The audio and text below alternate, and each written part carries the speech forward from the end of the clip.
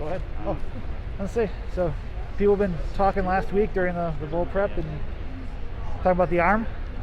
What type of throw? There's like, I think someone mentioned, I think Tyler might have mentioned like a 65-yarder when you're on the run, or just what type of throws were you airing out last week? Yeah, I think it was rollout left to Marcus. I stepped up, rolled out left, and Marcus was running a fade. I kind of just turned and let it go, and it ended up getting to him, I guess. I honestly didn't think he was going to get there in time, but I don't know, just kind of long balls and just the speed of the ball, I guess. I don't really know how to describe it.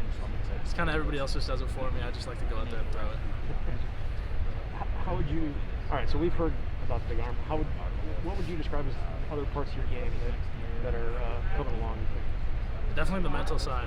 That was like the biggest thing coming out here was learning, from high school football when they just run only like 2 coverages the entire game to stepping, and to here when it's a new coverage every single play, new blitz packages, all that stuff. So I think the mental side of the game is where I'm trying to grow the most and where I've grown the most so far.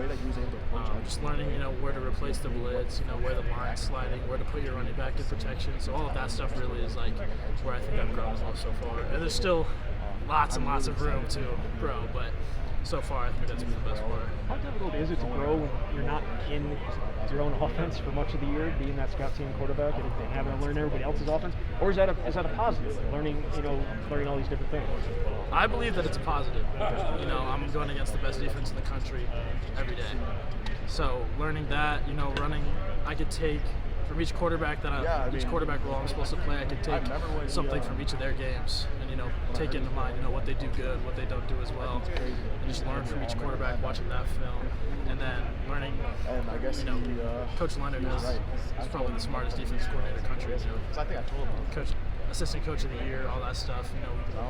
Trying to go against his defense is like you're being thrown in the deep end as a freshman, but I mean it's the best experience I could have gotten coming in as a freshman. Fast pace. Against Leo, Jack, Keanu, Penny, C's, Fayon, all of them, going against them every day is like, it's putting yourself in a position to where when you step in with your offense, you just got to learn your offense more, but you're used to the speed of the game. Has your role predominantly been during the season the scout team quarterback? Yeah, that's been my role this year. With the bowl prep practices, just how has it been running the offense, and just how's that transition been, and just where do you feel like that's helped you?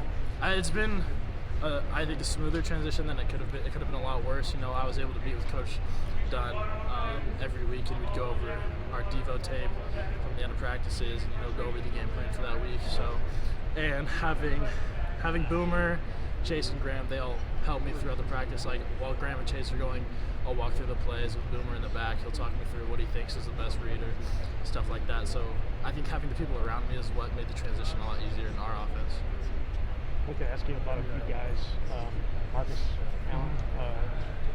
People are saying that he's kind of got it now, like these last few weeks. Yeah. In bowl prep, kind of clicking for him. Have you seen that from him? Absolutely. I think Marcus did a really good job coming in and really absorbing everything. Learning from Danny, learning from KP, learning from Don. He really did a good job of that, and he's got a really good feel for the playbook. And you can during this bowl prep practice, you started to see it. Like he knew when to sit in the coverage, when to take off. He runs his routes a lot crisper than I've seen with a lot of guys. He's got that it factor. You just want a guy.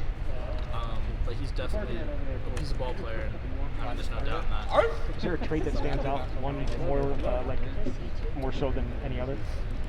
He's got really strong hands. There's been a couple contested catches where he just snags it right out of the air.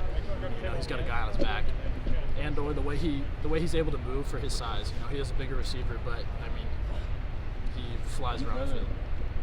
I say with just I guess overall, just looking ahead for your goals, just what do you have looking forward to next year? And then even these last upcoming practices, and then heading into the spring. What are some of the goals that you have? I'm just focused on preparing myself. Getting ready to know when hopefully my number will be called. But I'm not really looking too far in the future. I just want to focus on the here and now and what I can do now to better myself for the future. Yeah, I got some time. I'm only a freshman, but definitely the whole thing I just want to do is just learn, master the playbook and everything before I think about the future. I don't know how much you go against him. I'm guessing a little bit, but Hunter Wohler, bigger for safety, seems seems to be picking it up the defense wise. Oh yeah.